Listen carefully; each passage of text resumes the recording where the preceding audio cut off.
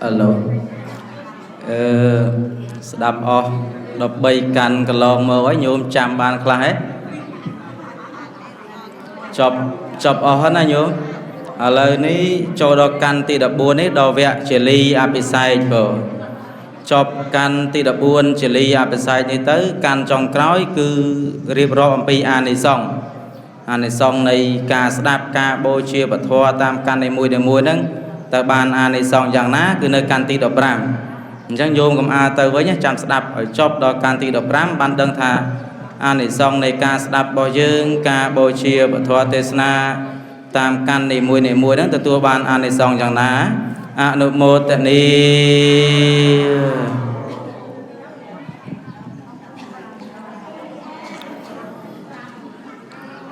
nệ mô tassa bệ kia vẹ tao a re ha tao sama sampuddhassa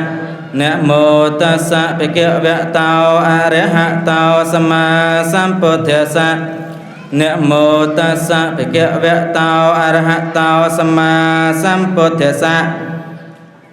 cần về santara ria chia và sang chia tao lạ về santara sa a kia mà he say lẹ phía tê sa thẹ vô hay sa thực sắp ở sa chôn tiếng lai ơi xôm nẹ tiếng lai tăng chất đom rong trong smart đây chăm snap nơi bệt hòa tê sna đam bay ban chiaប្រយោជន៍នាំមកនៅសេចក្តីសុខសេចក្តីចម្រើនដល់អស់លោកអស់អ្នកអស់កាលជាយូរអង្វែងតរៀងទៅ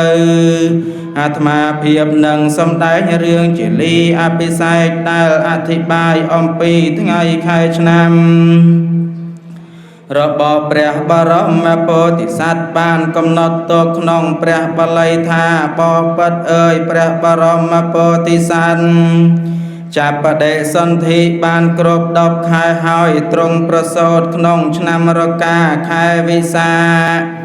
ពេញបរមីថ្ងៃប្រហ័សថ្ងៃរសៀលប្រកបដោយអ្នកខត្តរិក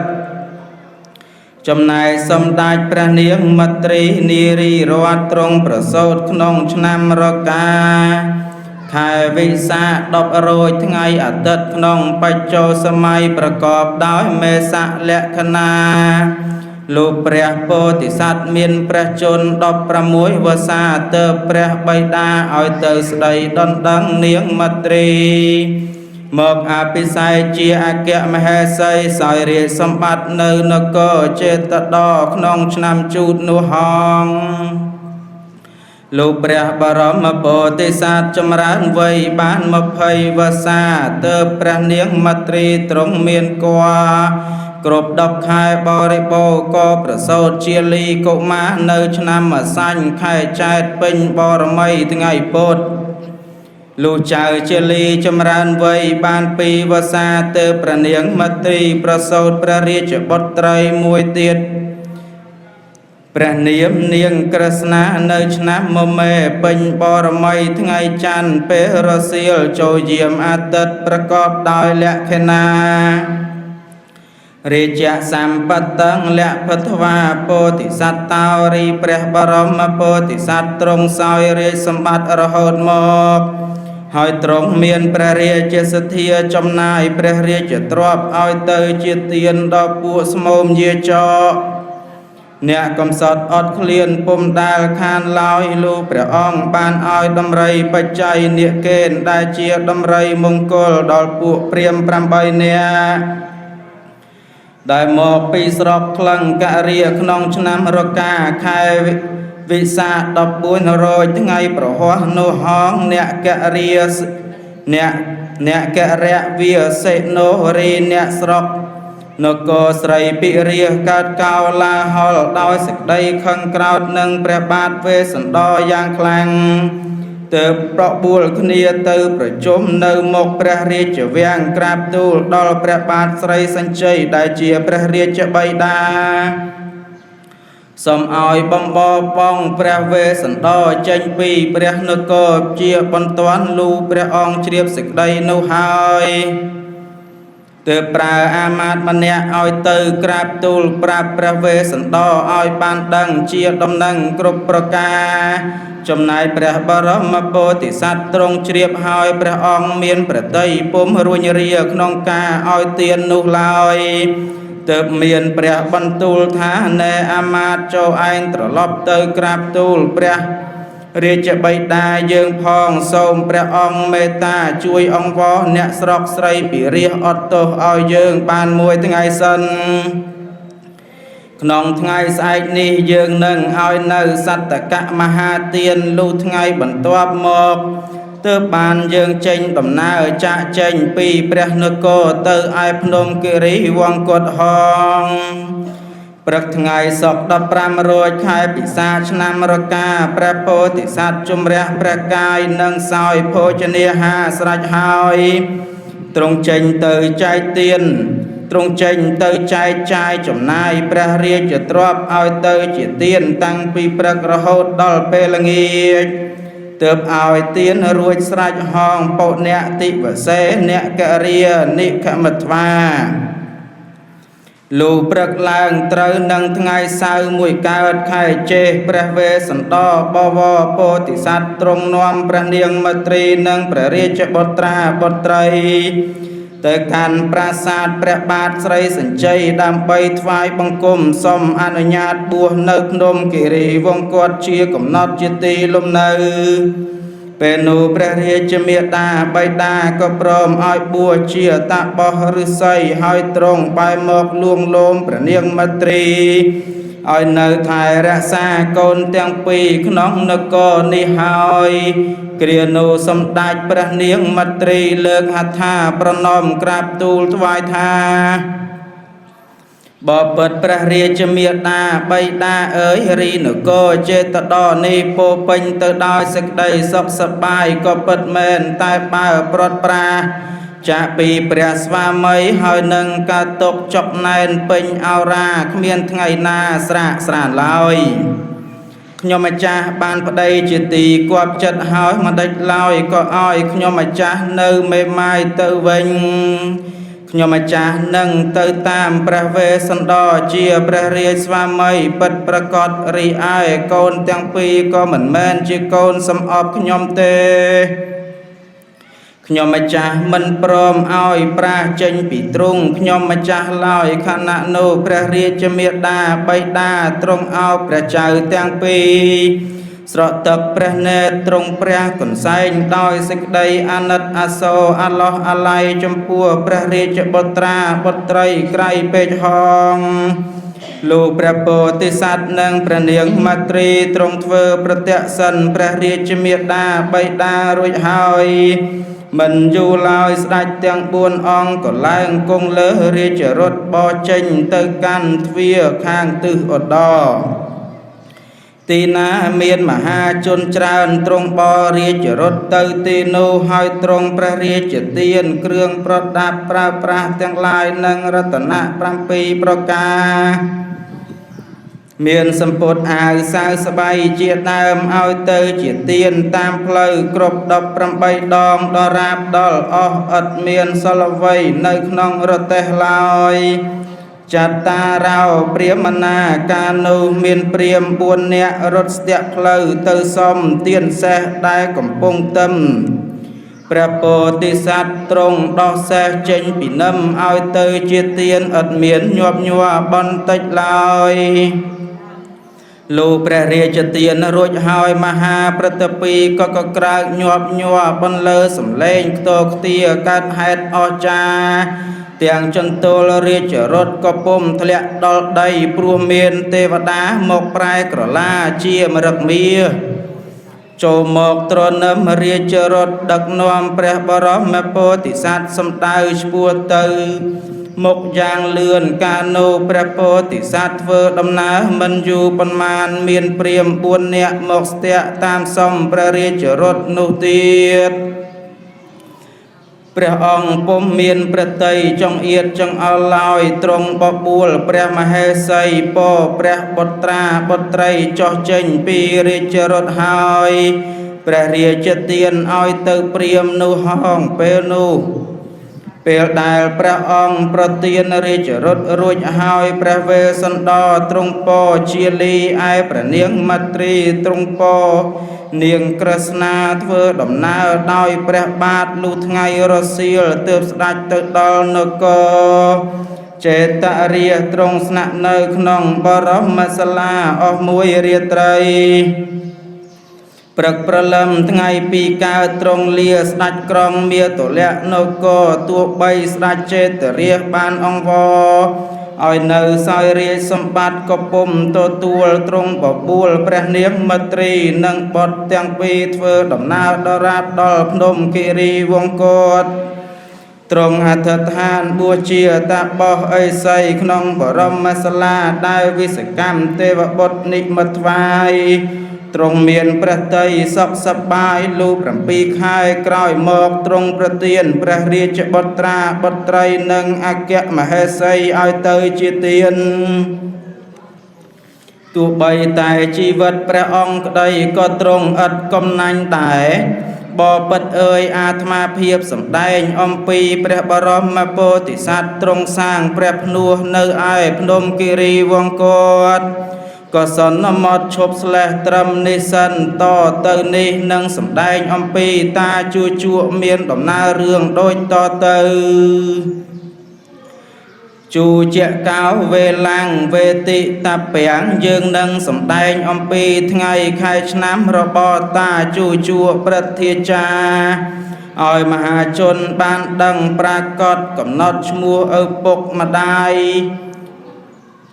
មិញមាតាមព្រះបាលីថាជួជាកាសៈបេតាកោលៈកោព្រាមណោនាមៈឪពុកជួជក់ឈ្មោះកោលៈកៈព្រាមម្ដាយឈ្មោះនាងចន្ទីព្រាមណីឪពុកតហុំខាងម្ដាយឈ្មោះកោវិនតៈព្រាមនាងអរចិរីជាម្ដាយធំមាខាងឪពុកឈ្មោះកោលយៈព្រាមនាងកេរិណីត្រូវជាម្ដាយមីងឯត្រកូលព្រាមទាំងនោះរស់នៅក្នុងក្រុងពារាណសីនាងចន្ទីព្រាមណីមានគភ៌បានគ្រប់10ខែបរិបូរណ៍ក៏ប្រសូតជូជក់កុមារក្នុងឆ្នាំខាលខែចែក9រោចថ្ងៃសៅរ៍ពេលប្រឡប់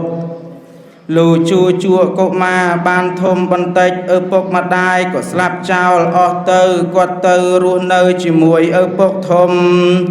តមកឪពុកធំបានដណ្ដឹងនាងព្រាមណីមកធ្វើជាភរិយាឲ្យជូជក់នាកានោះហងលុះឪពុកធំស្លាប់ទៅទៀតជូជក់និងភរិយាក៏ទៅនៅជាមួយឪពុកមាឈ្មោះកោលយៈព្រាមកាលនោះនគរពារាណសីកើតអគ្គីភ័យភ្លើងឆាបឆេះសន្ធោសន្ធៅរៀលទៅដល់ផ្ទះជូជក់ដែលកំពុងដេកលក់ភ្លើងក៏បានឆាបឆេះភរិយារបស់ជូជក់ឲ្យខ្សែជីវិតក្នុងគ្រានោះទៅរីឯជូជក់ក៏ស្ទុះលោតចេញរួចតែរលាកភ្លើងដាងអស់ទាំងខ្លួនប្រាណតាំងពីប្រពន្ធស្លាប់ទៅគាត់ជាពោះម៉ាយរហូតមកក្នុងការតមកជូជក់ក៏ជរាពុំបាននៅក្នុងក្រុងពារាណសីទៀតទេគាត់បានទៅរស់នៅក្នុងស្រុកក្លិង្គរាជាមួយព្រាហ្មណ៍ជាសម្លាញ់គាត់តែងតែចេញដើរសំទានគេជានិច្ចលុះបានទ្រព្យមកគិតជាមាសបាន100ដំឡឹងគាត់ផ្ញើទុកនឹងត្រកូលព្រាហ្មណ៍ជាសម្លាញ់ឲ្យខ្លួនគាត់វិញចេញទៅរកសំទានគេទៀតចំណែកត្រកូលព្រាហ្មណ៍ប្តីប្រពន្ធពីមុនជាអ្នកធូធាមានទ្រព្យច្រើនមិនដែលក្រខ្សត់ទេលោកបានទទួលបញ្ញាពីតាជូជក់កាលណាក៏ធ្វើឲ្យក្តៅក្រហាយដូចយកភ្លើងមកដាក់ក្នុងផ្ទះរីឯទ្រព្យសម្បត្តិទាំងប៉ុន្មានដែលគាត់មានក៏អន្តរាយជាបន្តបន្ទាប់អត់មានសេះសល់ឡើយគាត់ក៏ធ្លាក់ខ្លួនក្រទើបពីគ្រូគ្នានឹងប្តីប្រពន្ធកូនថានឹងយកមាសតាជូជក់មកចាយសិន លុះមិនយូរប៉ុន្មានទ្រព្យរបស់តាជូជក់ក៏យកចាយវាយអស់ទៅក្នុងខែក្រោយមកស្រាប់តែជូជក់ព្រាមបានមកដល់ហើយក៏សុំយកមាសដែលគាត់បានផ្ញើទុកនោះធ្វើឲ្យត្រកូលព្រាមពុំអាចរកសងបានឡើយទីបំផុតក៏លើកនាងអមតតាបណាឲ្យទៅជាភរិយារបស់តាជូជក់ក្នុងការនោះហងរីតាជូជក់នៅពេលបាននាងអមតតាបណាក៏ពេញចិត្តលើសលន់ពុនប្រមាណប្រៀបដូចអ្នកយកប្រាក់តែមួយស្លឹងទៅទិញបានស្រីទេពធីតាដ៏ប្រសើរជូជក់ព្រាមបាននាំនាងអមតតាបណាទៅនៅស្រុកទុនតវត្តក្រៀមចិត្តស្រុកក្លឹងករាសបពិតអើយនឹងសម្ដែងអំពីឪពុកនាងអមតតាឈ្មោះកលៈទុនតព្រាមម្ដាយនាងឈ្មោះរមណីឯស្ដេចសោយរាជក្នុងនគរក្លឹងករាព្រះនាមបាណលៈរាជព្រះអគ្គមហេសីព្រះនាមអតហមន្តមុនីរតទេវីរីនាងអមតតាបណាកើតថ្ងៃអង្គារ13រោចខែកដឹកឆ្នាំមមេវេលាយាមពុទ្ធលក្ខណៈកាលនោះហេតុតែពួកស្រីវាមកវាយធ្វើបាបទើបប្រើឲ្យតាជូជក់ទៅសំជាលីក្រស្នាពីព្រះវេស្សន្តរមកធ្វើជាទាសាទាសីនឹងសំដែងអំពីព្រះពោធិសត្វវិញកាលស្ដេចទៅគង់នៅភ្នំគិរីវង្សគាត់ទ្រង់បួសជាតាបោះឥសីលើកយកព្រះរាជបុត្រាបុត្រីឲ្យទៅជាទានក្នុងថ្ងៃពុទ្ធ15កើតខែមាឃឆ្នាំរកាលុះដល់ថ្ងៃប្រហ័ស1រោចនោះស្ដេចលើកអគ្គមហេសីឲ្យទៅជាទានដើម្បីដូរយកព្រះសព្វញ្ញុតញ្ញាណក្នុងការនោះហងក្នុងកាលដែលតាជូជក់នាំព្រះរាជបុត្រាបុត្រីចូលទៅដល់ចេតដនគរបានជួបនឹងព្រះបាទស្រីសញ្ជ័យជាព្រះអាយកោអាយកាពេលព្រឹកព្រលឹមថ្ងៃពុទ្ធ14រោចខែមាឃឆ្នាំឆ្លូវព្រះអាយកោអាយកាបានលួសព្រះរាជកុមារទាំងពីរព្រះអង្គអំពីតាជូជក់រួចហើយទ្រង់ចេញទៅទទួលព្រះបាទវេស្សន្តរក្នុងថ្ងៃពុទ្ធ7កើតខែបោះឆ្នាំរកាកំណត់ចេញពីព្រះនគរនោះហងការក្សត្រទាំង6អង្គបានជួបជុំគ្នាទ្រង់ព្រះកុនសែងថ្លែងសោកការរហូតដល់សន្លប់បាត់ស្មារតីសំបីតែរេពលទាំង60000ក៏យំសោកដួលសន្លប់ទាំងអស់គ្នានៅពេលនោះឯងរីមហាមេឃក៏បង្អុរភ្លៀងបោកខរពណ៌ស្រោចមកលើក្សត្រទាំង6អង្គនិងពួកពលយោធាទាំងឡាយធ្វើឲ្យភ្ញាក់ស្មារតីឡើងវិញទើបអស់មុខមន្ត្រីក្រាបទូលអង្វរសុំព្រះវេស្សន្តរយាងត្រឡប់ទៅគ្រងរាជសម្បត្តិវិញរីព្រះពោធិសត្វក៏យល់ព្រមការអញ្ជើញពីព្រះវរមេតាបិតាត្រឡប់មកសោយរាជសម្បត្តិក្នុងចេតដនគរដូចដើមវិញហងទ្រង់រត់តែខំចែកចាយចំណាយឲ្យទានរៀងរាល់ថ្ងៃមិនដែលខានថ្ងៃណាមួយឡើយរីព្រះបាទស្រីសញ្ជ័យក៏កាន់តែចាស់ជរារោគាព្យាធិក៏បៀតបៀនព្រះសរីរកាយឲ្យកាន់តែទ្រុឌទ្រោមទៅទ្រង់សោយទីវង្គតនៅព្រឹកថ្ងៃអាទិត្យខែពិសាឆ្នាំវករីឯព្រះនាងសុបារសពតិទ្រង់សោយវិឡាល័យក្នុងពេលរាត្រីកណ្ដាលអាទ្រាតថ្ងៃអង្គារ15កើតឆ្នាំរកាក៏បានទៅកើតក្នុងឋានតោសិតទេវលោកជួបនឹងព្រះស្វាមីបានជាអគ្គមហេសីកាលនោះឯងហងលុះកន្លងទៅដល់ឆ្នាំវកខែពិសាថ្ងៃប្រហ័ស14កើតដំរីបច្ច័យនាគកេនបានស្លាប់ទៅព្រះបរមពោធិសត្វទ្រង់សោយទីវង្គតក្នុងវេលាអាទ្រាតថ្ងៃសុក្រ15កើត ខែក្តីឆ្នាំក្តីដូចគ្នានឹងដំរីមង្គលដែលមកបំពេញបារមីនោះហងរីព្រះនាងមត្រីសោយវិឡាល័យទៅខែក្តីឆ្នាំក្តីជាមួយនឹងព្រះពោធិសត្វឃ្លាតតែថ្ងៃសៅរ៍8រោចព្រះពោធិសត្វបានទៅកើតជាទេវបុត្រក្នុងឋានតោសិតចំណែកព្រះនាងមត្រីបានទៅកើតក្នុងឋានតាវតੰប្រកបដោយពួកស្រីទេពកញ្ញាជាបរិវារសោយសម្បត្តិជាទឹកនាពេលនោះហងជាលិកុមារោរាជចៅជលីនិងនាងក្រស្នាបបួលអស់មុខមន្ត្រីសេនាបតីប្រជានុរាផងទាំងឡាយបូជាព្រះរាជសពមេដាបៃតារួចស្រេចហើយបាននៅគ្រប់គ្រងរាជសម្បត្តិថែរក្សាចេតដនគរបន្តពីព្រះមេដាព្រះបៃតាតរៀងមករាជាទេវលង្កាអ្នកករេកាលៈមកាសេបពិតអើយនឹងសម្ដែងអំពីព្រះមហាក្សត្រមួយព្រះអង្គព្រះនាមថាទេវលង្កា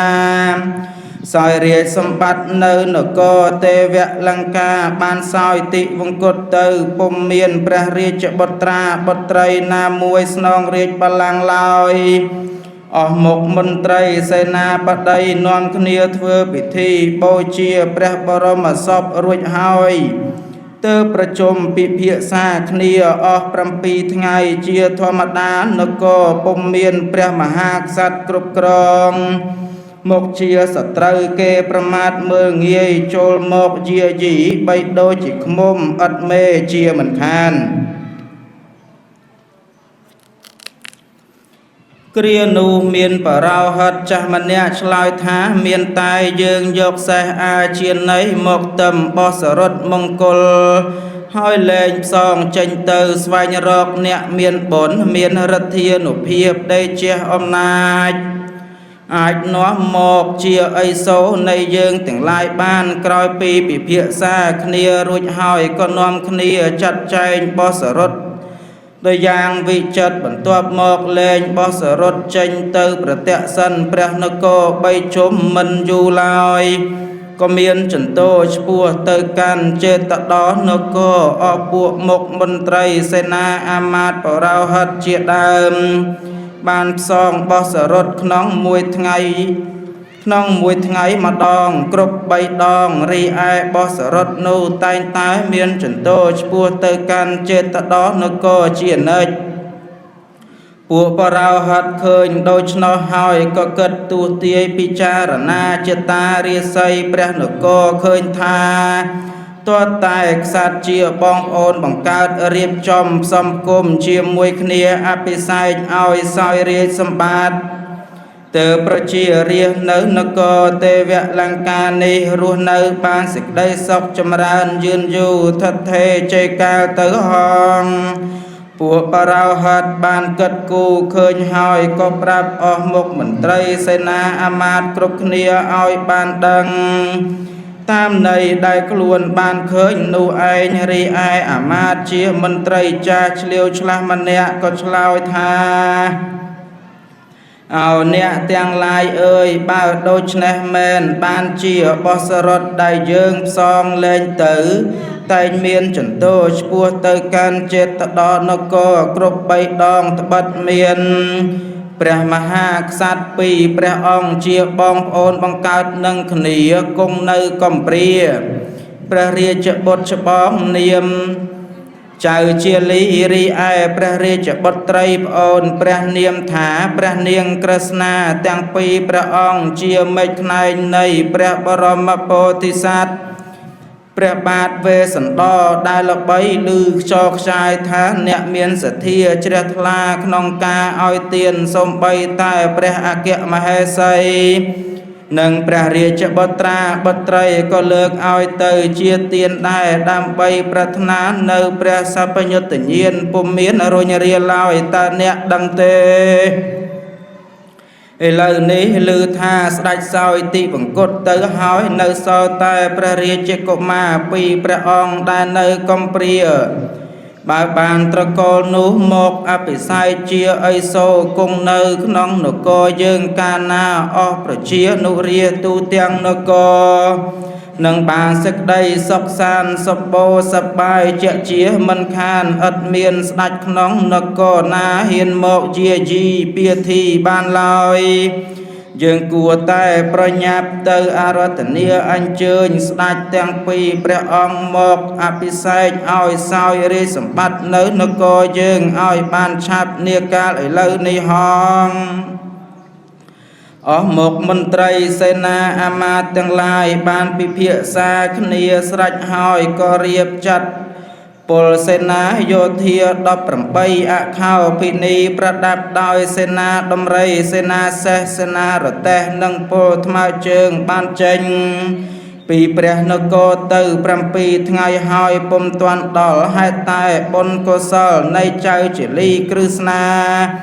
ទើបធ្វើឲ្យក្តៅទៅដល់សម្ដេចព្រះឥន្ទ្រាធិរាជបានជ្រាបច្បាស់នៅហេតុនោះហើយក៏ទ្រង់បញ្ជាឲ្យវិសកម្មទេវបុត្រចុះទៅបង្រួញផ្លូវ7យោជន៍ពីនគរទេវលង្កាទៅកាន់ចេតដនគរកុំឲ្យឆ្ងាយពេក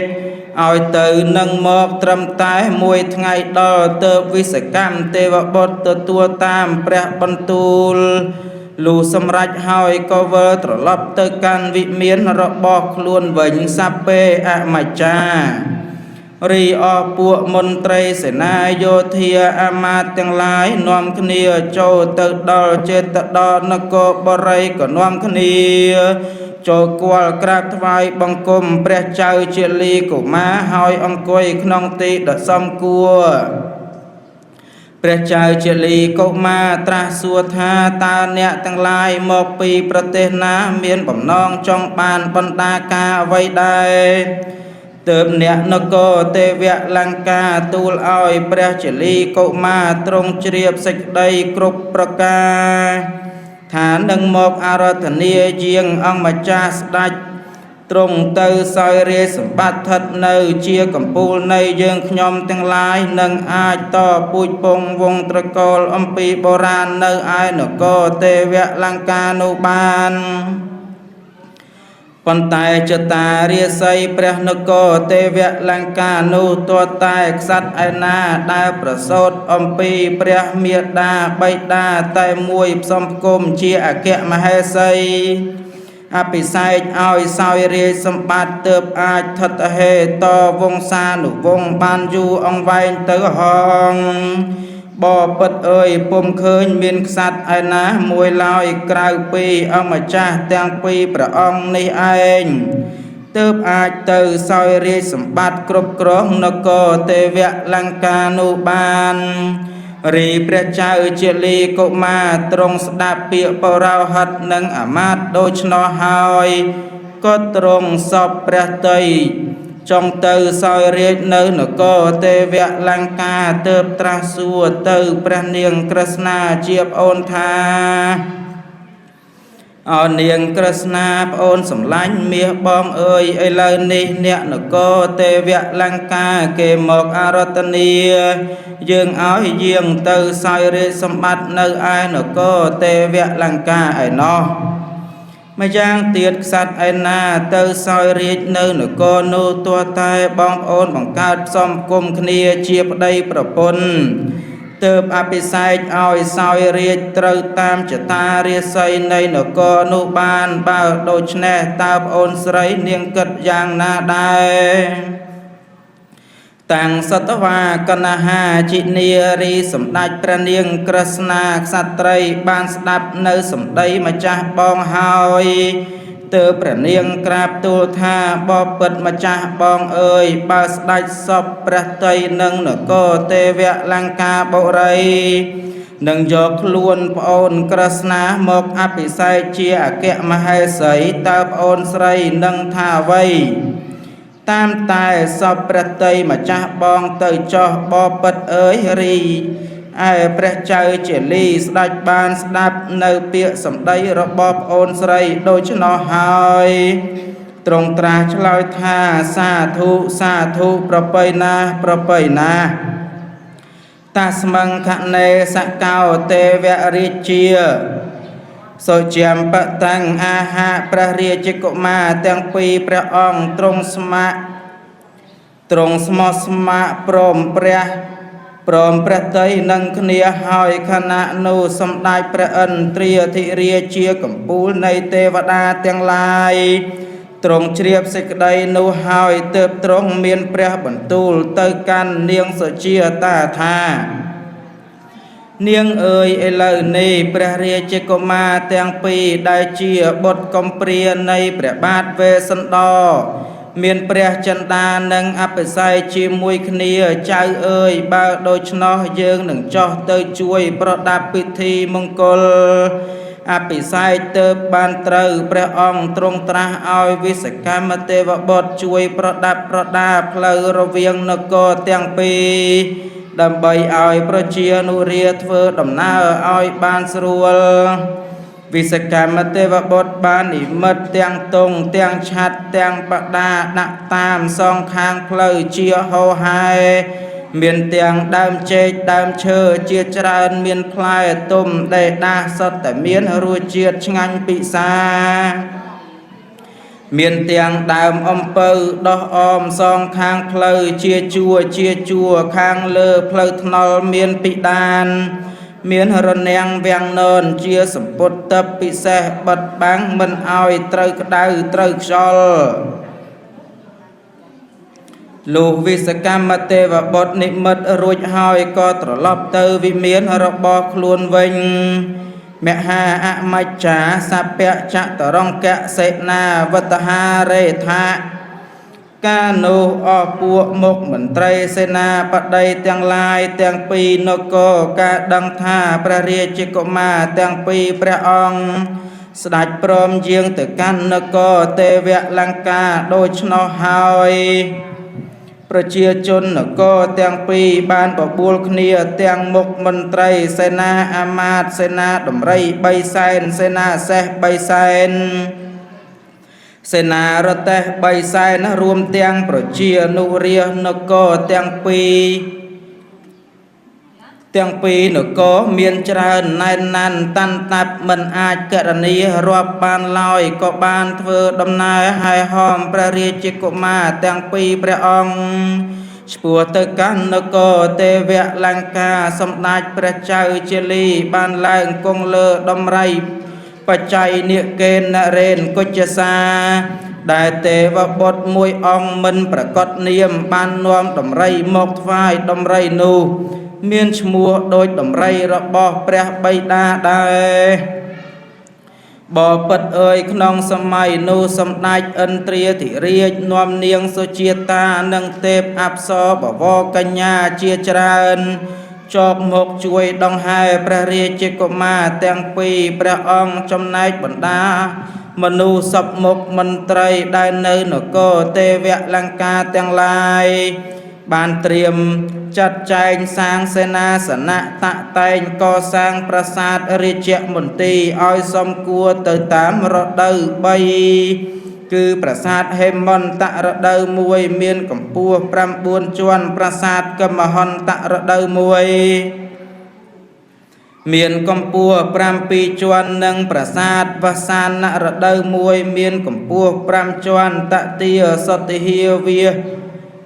ហាវាសមហាព្រំមាបេកាលាំងអោលោកេនតោអយ៉ាងកឡោបេវត្តពោតេលុះដល់ថ្ងៃអភិសេកហើយសទ្ធាវាមហាព្រំជាអ្នកកាន់ទានទាយមើលវេលាព្រះឥន្ទ្រាធិរាជជាអ្នកដឹកដៃព្រះជាលីកុមារមានពួកទេវបុត្រផងទាំងឡាយតាមហែហមអមដំណើរជាមួយ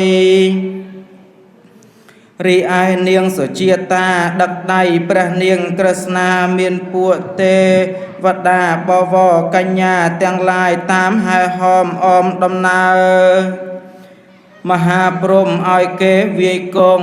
ឲ្យគេវាយខ្មោះគោះកងទូងស្គរបន្លឺអស់ភ្លេងដោតន្ត្រីគ្រប់លបែងរបាំក៏ចាប់លេងព្រមគ្នានាងសុជាតាចាប់ហត្ថាព្រះនាងក្រស្នានាំទៅគង់លើ បនដប់រត់ដល់វិចិត្រដល់ល្អវិចិត្រឯសម្ដេចព្រះឥន្ទ្រាធិរាជចាប់ហត្ថាព្រះជលីកុមារនាំដើរតាមក្រោយទៅគង់លើភ្នែករត់ល្អប្រសើរជាមួយគ្នាតទាឧបហោខត្តយាអញ្ញមញ្ញហតហឹងកណហង្សោគ្រានូខ្សាត់ទាំងពីរព្រះអង្គទ្រង់ចាប់ដៃគ្នាទៅវិញទៅមកនៅលើមណ្ឌបរតទើបព្រះឥន្ទកោសីផ្លុំត្រៃសាំងលាន់លឺខ្លាំងខ្ទរខ្ទាទេវបុត្រចាប់ពិនបញ្ចេញសំឡេងតន្ត្រីតឹបយ៉ាងពិរោះរណ្ដំផ្សំជាមួយសំឡេងច្រៀងថ្វាយព្រះពរជ័យសិរីមង្គលសពសាធុកាតាមភាសារបស់ទេវតាដល់ផ្អែមល្ហែមពីរោះគួរឲ្យស្រណោះអន្លង់អន្លោចសទ្ធាវិមហាព្រំចាប់ខ្យងសាំងពេញទៅដោយទឹកអមរិតមង្គលស្រោចស្រពទៅលើព្រះសិរសានៃព្រះរាជកុមារទាំងពីរព្រះអង្គអាពាពិពាអភិសេកជាឯកអេសោថ្វាយនាមថាព្រះចៅជលីកុមាររាជរុងរឿងរិទ្ធិអំណាចអាចទ្រង់បារមីចេស្តាថ្វាយព្រះនាមនាងក្រឹស្នាថាជាអគ្គមហេសីទេវីដកឧត្តមលើស្រីស្នំក្រុមការទាំងពួងនៅក្នុងទេវៈលង្កាបុរីនោះហង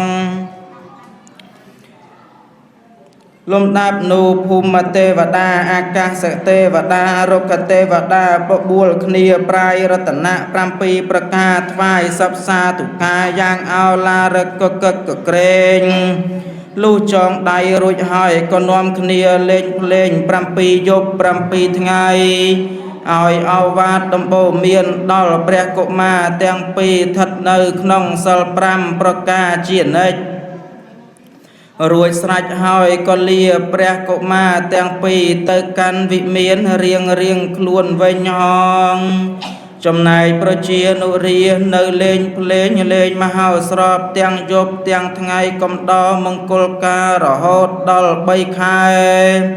គឺតាំងពីខែបោះរហូតទៅដល់ខែចែកទើបបានចប់ពិធីមង្គលការនោះហងបន្ទាប់មកព្រះចៅជលីនិងព្រះអគ្គមហេសីលាចុះពីមណ្ឌបនោះស្ដេចយាងទៅគង់នៅវេទប្រាសាទអស់មួយរាត្រីហេមន្តរដូវដល់កមហរដូវស្ដេចទៅគង់នៅកោកតុន្តៈប្រាសាទកាលនោះសម្ដេចព្រះអគ្គមហេសីព្រះនាងទ្រង់មានគភ៌បរិបូរលុះគ្រប់10ខែក៏ទ្រង់ប្រសូតព្រះរាជបុត្រមួយព្រះអង្គព្រះនាមថាសីហនុកុមារដល់វសានរដូវស្ដេចនាំព្រះអគ្គមហេសីទៅគង់នៅធាញ្ញមុត្តប្រាសាទលុះចូលទៅដល់ហេមន្តរដូវសម្ដេចក៏វិលត្រឡប់ទៅគង់នៅវេទប្រាសាទវិញព្រះអង្គទ្រង់គង់ក្នុងប្រាសាទនីមួយអស់រយៈពេល4ខែម្ដងបបិទ្ធអើយកាលព្រះចៅជលីគង់នៅក្នុងចេតដនគរអ្នកស្រុកនគរទេវលង្កាទៅអរតនីឲ្យសោយរាជសម្បត្តិទ្រង់បានពិគ្រោះនឹងព្រះនាងក្រស្នាក្រែងមិនព្រមធ្វើជាអគ្គមហេសីព្រះនាងមានព្រះបន្ទូលថាសូមម្ចាស់បងប្រទានពរមួយប្រការឲ្យខ្ញុំម្ចាស់ផងគឺសូមឲ្យមានមហេសីតែមួយគ្មានពីរលូកស័យសង្ខាទើបម្ចាស់ប្អូនយល់ព្រមអភិសេកបើមិនដូច្នោះទេមិនព្រមអភិសេកឡើយសម័យថ្ងៃមួយស្ដេចបានឃើញស្រីស្នំក្រុមការមានរូបឆោមសម្រស់ល្អសោភាគួរជាទីពេញព្រះតី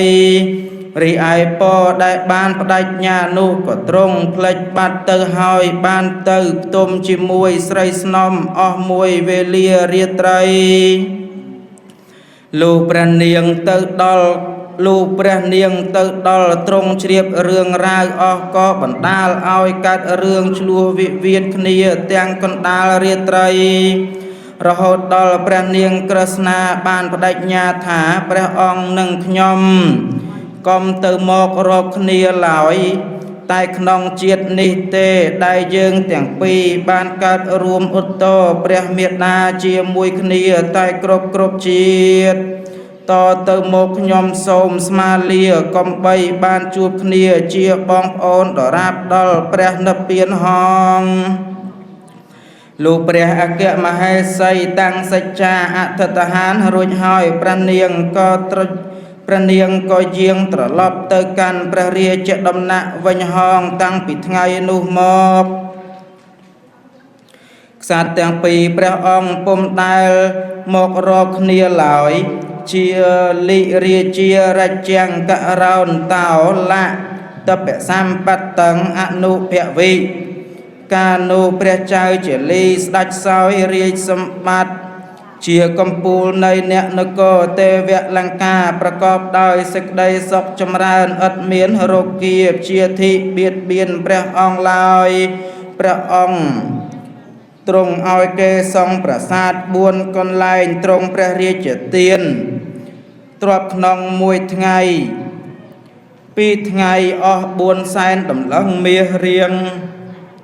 រាល់ថ្ងៃពុំដែលដាច់លុះព្រះជន្មបាន30000ឆ្នាំទើបទ្រង់សោយតិវង្គតក្នុងថ្ងៃអង្គារ15កើតខែវិសាខឆ្នាំថោះយាមអាទិត្យវេលារាត្រីហេតុតែផល្លានិសង្ឃបានជួយឲ្យព្រះអង្គបានឡើងទៅកើតជាទេវបុត្រស្ថិតនៅក្នុងវិមានកម្ពស់12យោជន៍មានពួកស្រីទេពអប្សរទាំងឡាយជាបរិវារចំណែកព្រះនាងក្រស្នាស្ដេចនៅកំព្រាមេម៉ាយ5ឆ្នាំព្យាយាមសន្សំបុណ្យកុសលក្នុងការឲ្យទានជាដើមរហូតដល់ព្រះនាងសោយវិឡាល័យទៅក្នុងថ្ងៃច័ន្ទ15កើតខែកដឹកឆ្នាំវកយាមអាទិត្យវេលារាត្រីដោយផលបុណ្យធ្វើឲ្យព្រះនាងទៅកើតជាទេពធីតានៅឋានតាវតੰមានពួកស្រីស្នំទេពអប្សរជាបរិវារនៅក្នុងវិមានកម្ពស់12យោជន៍សោយទិព្វសម្បត្តិនៅក្នុងឋានតាវតੰនោះហងបពិតអើយការក្សត្រទាំងពីរខ្សែប្រជជនទៅកាលណាព្រះចៅសីហនុកុមារធ្វើពិធីបូជាព្រះសពរួចហើយអស់ពួករាជអាមាត្យបុរោហិតសេនាបតីសពមុខមន្ត្រីបាននាំយកព្រះរាជកុមារីមកអភិសេកជាអគ្គមហេសីជាឧត្តមលើស្រីស្នំក្រុមការ1សែនជាបរិវារលោកសត្វទាំងពីរសោយរាជបានយូរឆ្នាំទៅក៏មានព្រះរាជបុត្រមួយព្រះនាមថានរសីហកុមារហើយបានសោយរាជសម្បត្តិតគ្នាមកអស់160,000 អង្គទើបបានមកដល់ព្រះបាទជ័យសែនកុមារទ្រង់មានព្រះជន្ម16 វស្សាព្រះបិតាបានដណ្ដឹងព្រះរាជកុមារីពីនគរកបលភ័ស្ត្រយកមកអភិសេកជាមួយព្រះជ័យសែនកុមារហើយបានសោយរាជបន្តទៅហងជាលីអភិសេកកាំងនិតហេតាំងបពិតអើយអាត្មាភាពសម្ដែងព្រះធម៌ទេសនារឿងមហាវេសន្តកន្ទីរឿងមហាវេសន្តជាដកកាន់ជាលីអភិសេកទី14ក៏សន្មតថាចប់ដោយបរិបូរក្នុងវេលានេះឯងហងសាធុសាធុសាធុតបាកេលវន្ទេអំបាតបាំវរតបាំមន្ត្រីយោខៃតោតោតោខុនតោអរតោតាំបាំអូនតបាំកេលវន្ទេអំធម្មញ្ញធម្ម